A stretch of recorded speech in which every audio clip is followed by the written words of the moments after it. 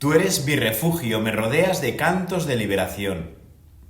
Quizás el leproso del Evangelio, al verse limpio de su mal, recordó este salmo que rezaría tantas veces de memoria como los buenos judíos.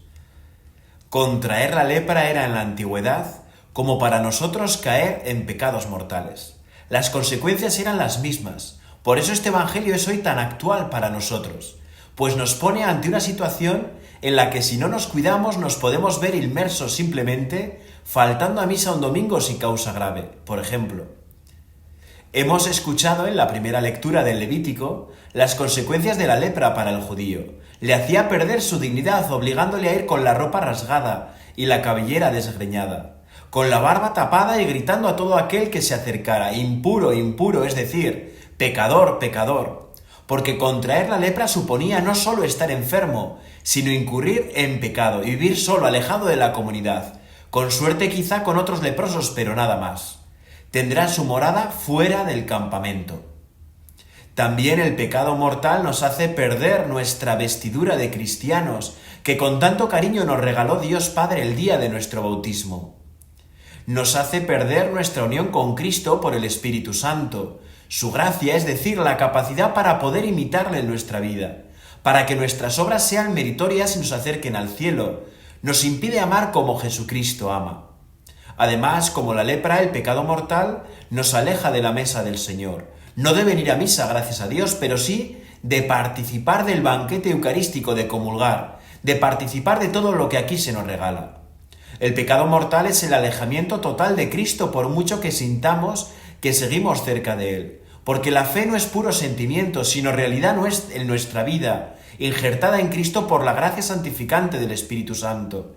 Esa vida divina que Dios nos regala y que desea para nosotros. Sabemos las tres condiciones para cometer pecado mortal en nuestra vida, pero quizá nos venga bien recordarlas. Primera, materia grave del pecado.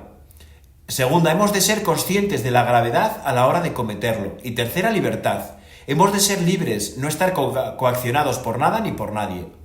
Sabemos, por ejemplo, que en el sexto mandamiento todo pecado es materia grave, no por capricho de la Iglesia o ganas de fastidiar, sino porque custodia el bien más grande que tenemos, la vida humana.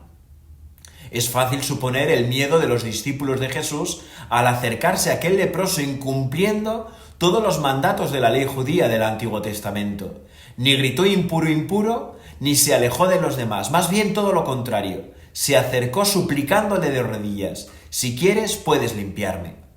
Es lo mismo que hacemos nosotros cada vez que nos acercamos al confesionario. Es lo que nos indicaba el Salmo entre las lecturas. Había pecado, lo reconocí, no te encubrí mi delito. Propuse, confesaré al Señor mi culpa, y tú me perdonaste mi culpa y mi pecado. Nadie que se acerca a Jesús arrepentido de sus pecados regresa con su pecado. La voluntad de Jesús es siempre nuestra salvación, nuestra curación. Compadecido extendió la mano y le tocó, diciendo: quiero, queda limpio. No le hace falta más a Jesús. La lepra se le quitó inmediatamente y quedó limpio. Es lo mismo que ocurre en el confesionario cada vez que el sacerdote pronuncia la fórmula de absolución. En ese momento, el mismo Cristo presente en el sacerdote perdona nuestros pecados, por graves y oscuros que sean, por aferrados por años que estén en nuestro corazón o vergonzosos que nos parezcan. Todo queda perdonado inmediatamente. ¡Qué fácil lo tenemos! ¡Qué fácil recuperar o aumentar en nosotros la gracia santificante! Esa fuerza del Espíritu Santo en nosotros, esa amistad única con Dios que nos permite vivir realmente como hijos suyos, sin nada que lo obstaculice o lo impida. Confesar nuestros pecados con frecuencia, y más si son mortales, no es un drama, no es una tortura. Es verdad que nos cuesta, pero siempre merece la pena. Pese al mandato de Jesús de callar cuando se fue, empezó a pregonar bien alto y a divulgar el hecho, de modo que Jesús ya no podía entrar abiertamente en ningún pueblo. Quizá os parezca pesado por hablar tantas veces del sacramento de la confesión, pero me pasa como al leproso del Evangelio, que yo personalmente lo vivo con tanta alegría, me ayuda tanto y me ha ayudado tanto a lo largo de los años, que me da mucha pena que sea tan ignorado, tan despreciado, tan poco frecuentado. porque nos renueva como nada más puede hacerlo, en la fe y en la amistad con Dios. Nos hace hombres y mujeres nuevos. Realmente es dichoso el que está absuelto de su culpa. Es alegre el hombre a quien el Señor no le apunta el delito y en cuyo espíritu no hay engaño, como nos decía el Salmo responsorial.